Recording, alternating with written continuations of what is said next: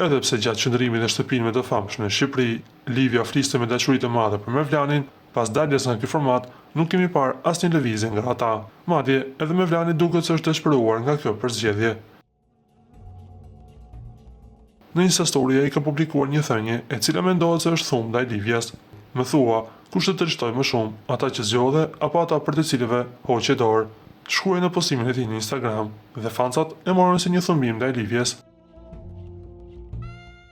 Kujtojmë që gjatë qëndrimit në shtëpinë të famshme në Kosovë, Mevlani ju komunikua lajmin që do të bëhet baba për herë të parë, por deri më tani nuk dihet asgjë për këtë veprim. Se çfarë do të ndodhë me Mevlanin dhe Livian, na mbetet të presim vetëm në ditët në vazhdim.